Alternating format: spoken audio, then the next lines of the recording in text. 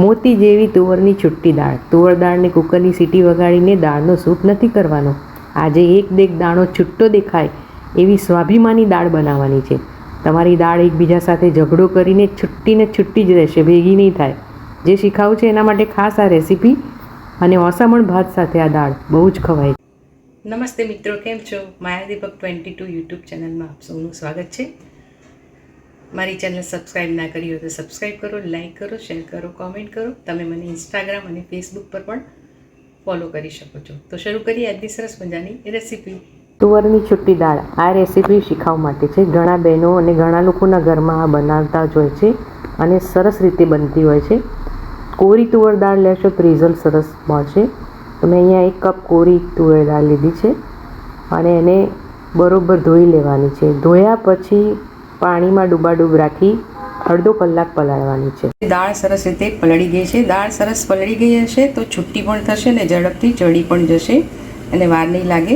ફૂલ્યા પછી આવી રીતે બાઉલ ઉપર આવી ગઈ છે. 1 મોટો ચમચો તેલ લીધું છે, 1 ચમચી રાઈ ઉમેરી છે. આપણી મગની દાળ વઘારતા હોઈએ એ રીતે જ વઘારવાની છે, પણ આ થોડો ડિફરન્ટ ટેસ્ટ લાગે છે. અડધી ચમચી હિંગ ઉમેરીએ છીએ. ઓસામણ ભાત જ્યારે બનાવવામાં આવતા હોય ત્યારે આ દાળ છૂટી દાળ ખાસ બનાવવામાં આવે છે. જનરલી બધા ઘરોમાં મગની છૂટી દાળ વધારે થતી હોય છે, આ દાળ ઓછી થાય છે, પણ આનો ટેસ્ટ પણ ખૂબ સરસ લાગે છે. આમાં તમે લસણ ડુંગળી નાખીને પણ વઘારી શકો છો. રાઈ ફૂટી ગઈ છે. હિંગ ઉમેર્યા પછી આ દાળ ઉમેરી દઈએ છીએ. પલાળેલું પાણીને બીજું થોડુંક પાણી ઉમેરી 1 કપ પાણી ઉમેરીએ છીએ. કારણ કે આ પલળેલી દાળો છે એ ઝડપથી થઈ જાય છે. તમારે લચકાવાળી વધારે બનાવવી હોય તો પાણી વધારે નાખવાનું, અને કોરી બનાવવી હોય તો થોડું ઓછું પાણી નાખવાનું. પણ હમણાં આટલું જ ઉમેરીએ છીએ. જરૂર પડે તો જ ઉમેરીશું. 1 ચમચી મીઠું, અડધી ચમચી હળદર, 1 ચમચી ધાણા જીરું, 1 ચમચી કાશ્મીરી લાલ મરચું. તમે લાલ મરચું અને લીલું મરચું બંને પણ ઉમેરી શકો છો. મિક્સ કરી લઈએ. ઢાંકી અને ધીરા તાપે એને પહેલાં 7 મિનિટ ચડવી લઈએ. પછી પાણી શોષાઈને જરૂર પડે તો ઉમેરવાનું. ઢાંકી દઈએ છીએ. દાળ પલળેલી હશે તો તમારે એક દાણો જોઈ શકો છો કે આ છૂટો થાય છે, અને હાથથી જોઈ લેવાનું.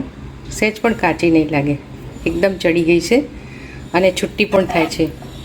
ઓસામણ ભાત સાથે તો ખૂબ જ સરસ લાગે છે. ખાસ આ વાનગી જે શીખતા હોય એના માટે છે. રૂટીનમાં તો બધા બહેનો બનાવતા હોય છે. તો આને હવે સર્વ કરીએ. મિત્રો જોઈ શકો છો કે એકદમ છૂટી થઈ છે અને દાણો પણ છૂટો પડી ગયો છે. કોથમીરથી સર્વ કરી છે. નથી ભાત ભેગી ધરી, નથી વઘારમાં રોળી, જુદી રાખી છુટ્ટી દાળ મેં તો થાળીમાં હોળી. શીખાવવા માટે આ રેસીપી છે સુપર. સબસ્ક્રાઈબ કરી દેજો ચેનલને હિટ કરવા ઉપર. Thank you for watching. Enjoy. Take care. By.